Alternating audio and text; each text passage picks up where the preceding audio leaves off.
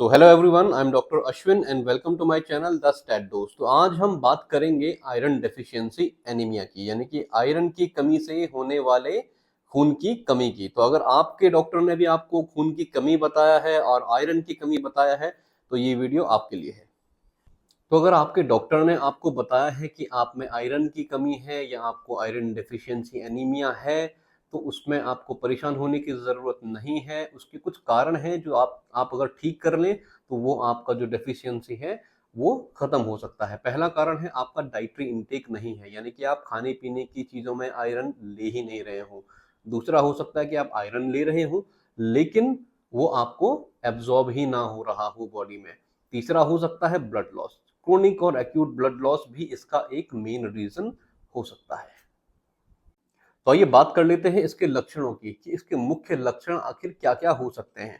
पहला, हाथ पैरों की मांसपेशियों में जकड़न होना, हाथ पैरों की उंगलियों का टेढ़ा-मेढ़ा हो जाना, ये चीज इस ऐसे मरीजों में देखी जा सकती है। दूसरा होता है कि इन लोगों को बर्फ खाने की क्रेविंग बहुत रहती है, यानी कि बर्फीले जो चीजें होती हैं, चाहे बर्फ वाली सब्जियां हों, चाहे बर्फ वाली फ्रूट्स हों, या सिर्फ बर्फ की क्यूब क्यों ना हो, आइस क्यूब क्यों ना हो, उनको उसकी क्रेविंग होने लगती है, उनको बर्फ चबाना पसंद होता है। तीसरा अगर देखें तो अटेंशन डेफिसिट, ध्यान नहीं लगता, मन नहीं लगता इन लोगों को कहीं, ये चीज़ भी आपको देखने को मिल सकती है।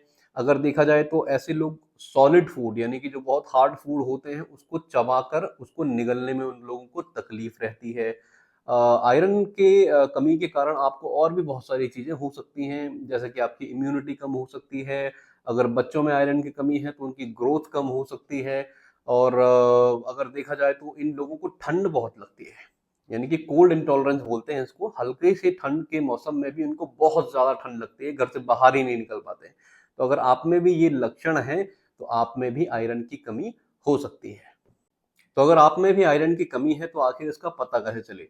तो आपके जो डॉक्टर हैं वो आपको कुछ ब्लड टेस्ट लिख सकते हैं, जिसमें सीबीसी हो सकता है, पेरिफेरल स्मीयर करा सकते हैं और आयरन का पूरा प्रोफाइल करा सकते हैं। पेरिफेरल स्मीयर में जो पिक्चर देखने को मिलता है आयरन डेफिशिएंसी में, वो बेसिकली हाइपोक्रोमिक माइक्रोसाइटिक टाइप का पिक्चर मिलता है।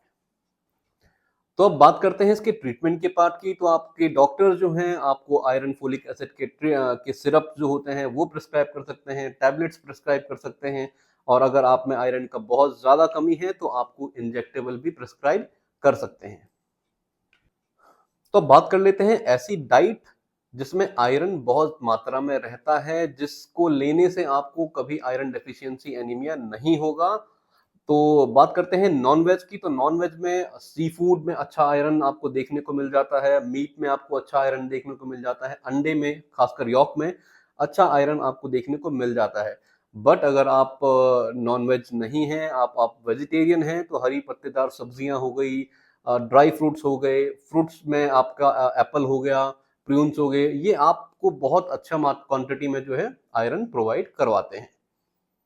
तो आज के लिए आयरन डेफिशिएंसी एनीमिया पर इतना ही। अगर आपके कोई क्वेश्चंस हैं आयरन डेफिशिएंसी एनीमिया को लेकर तो आप कमेंट बॉक्स में कमेंट कर सकते हैं, और अगर आपने अब तक चैनल सब्सक्राइब नहीं किया है तो प्लीज चैनल को सब्सक्राइब करें और ऐसे ही वीडियोस देखने के लिए हमारे साथ बने रहें।